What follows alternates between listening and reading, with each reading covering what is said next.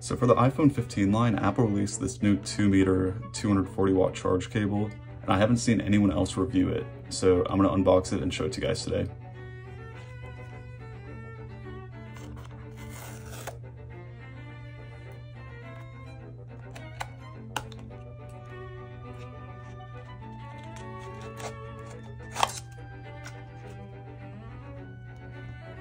So the first thing I'm noticing is that the cable is a lot thicker than most of the other cables that I have.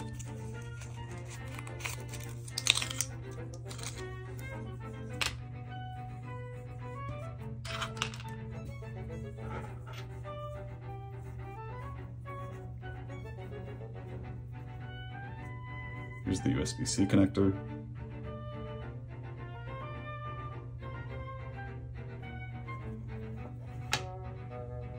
And then one more thing I just noticed is that on both ends of the cable, it says 240 watts to let you know that it can charge at that speed.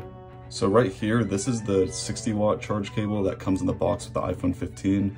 It's 1 meter versus 2 meters on this one. And you can see that the connector size on the end is a lot smaller on this one. And that's because the 240 watt one has to have like an eMarker chip to tell the device that it's capable of transferring 240 watts. And then you can also see that the cable on this one is overall just a lot thicker. I do wish that they made a 2-meter version of the regular like 60-watt charge cable, because I'm not really using this to charge anything other than my phone, my laptop, and the iPad, which I don't think any of those can go past 60 watts anyways. And then here's a couple more cables just for comparison again. So this is the MagSafe charger for the new MacBook Airs. And then this is just an Anker USB cable that I've had like forever. And you can see the thinnest one is the 60-watt Apple USB-C cable. And then probably the MagSafe is next, and the Anker cable. But then this 240-watt is like significantly thicker than all the others, which makes sense because if you're charging at 240 watts, it's gonna be a higher voltage, so you're gonna need a thicker cable. But if you're not really charging anything that needs the 240 watt power connection, then I would say honestly just go with an Anker cable if you need 2 meters.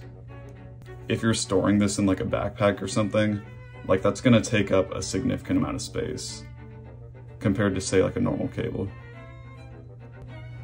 And then here's my laptop just to show you side by side. This is the 60-watt cable, and this is the 240-watt USB-C cable.